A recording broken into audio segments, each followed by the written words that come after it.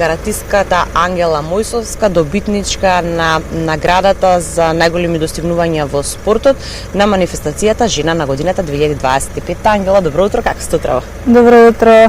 Смрзнато, искрено, кој што може да видите надвор, али во принцип екстра, како и секогаш. Како сте вие?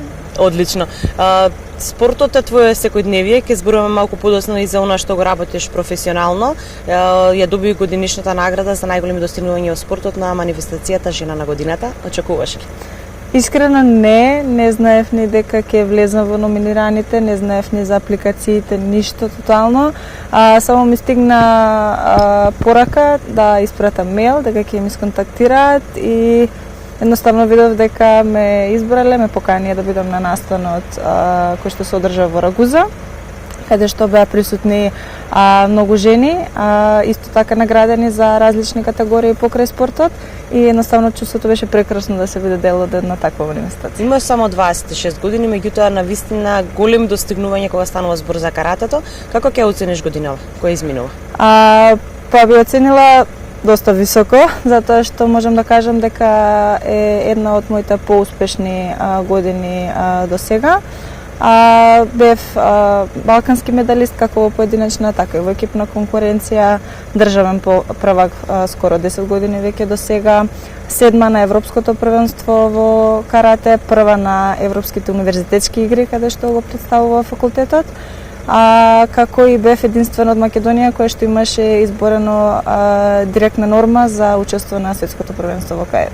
Ако израчунаме колку значи тоа дека златни медали се освоени годинава? Па 2 можеби, што се доста важни за мене, но и секако и останатите не би ги вреднувала ништо помалку. Каратата навистина успешен спорт, да кажеме кај нас. Каде ќе се насочите во наредниот период? Има ли нов предизвик за вас?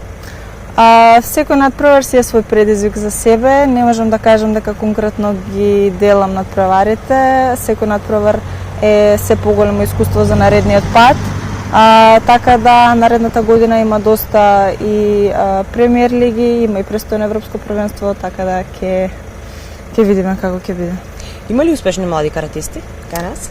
Има, да. Има успешни и би сакала да апелирам нормално до сите дека каратето навистина е еден од најуспешните спортови во нашата држава и жал ми е што не е за жал толку популарно, многу луѓе не се запознаени со тоа колку спортисти има во нашата држава каратисти, кои што се европски медалисти, кои што се светски представници на светски првенства и мислам дека би требало да се даде и многу поголема поддршка од тоа што веќе постои. Тама поголема поддршка и за дамите кои што се навистина успешни, ти си една од нив.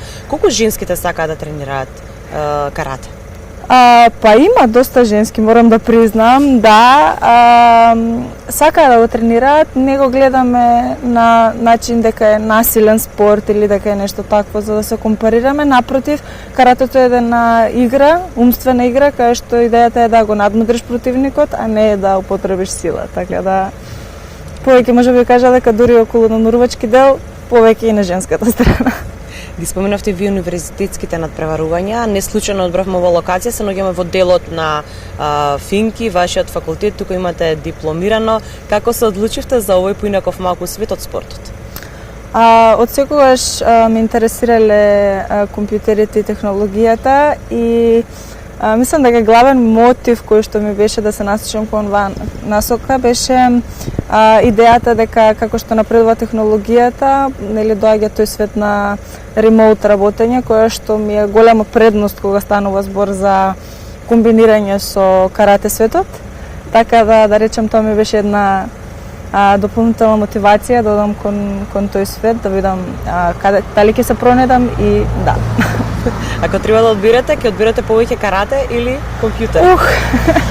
Тешка одлука, искрено да кажам. Мислам, со каратето пораснав, каратето ме научи на тоа што е дисциплина, што е љубов, што значи да си посветен, што значи да бидеш упорен и тогаш кога ќе изгубиш, дека не секогаш можеш да добиваш, дека животот не е едноставно така лесен, така да едноставно не можам да ги одвојам едното од другото. Едноставно едното верувам дека е скалило за понатаму во кариерата кога целосно ќе се насочам кон IT светот. Која е вашата порака до помладите генерации, зошто да одберат спорт?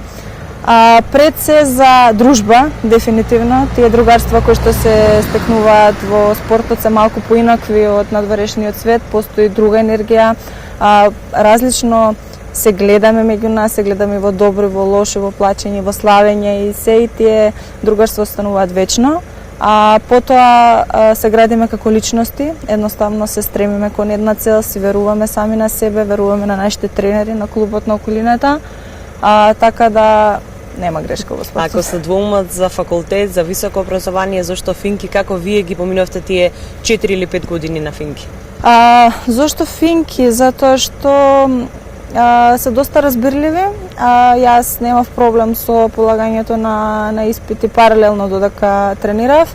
Дури се сеќавам, имаше неколку ситуации каде што имаше момент да треба да присуствувам на одредени надпревари, па доколку нешто беше тенко, секогаш се наоѓаше решение и се излегуваше во пресред, така да сум искрено благодарна и би сакала да ги поздравам сите професори кои што ми излегле во пресред. Се надевам дека ги имам оправдано очекувањето. Благодарам многу, Ангела, на одвоеното време, ќе ти посакам многу успеси. Навистина задоволство да се има вакви млади личности успешни во нашата држава и се надам дека ќе останеш сепак како и сите твои колеги кои што сакаат да останете да работат во својата земја. Благодарам на поканата, ми беше мило, се надам ќе се видиме и во наредни прилики. Благодарам што. Благодарам.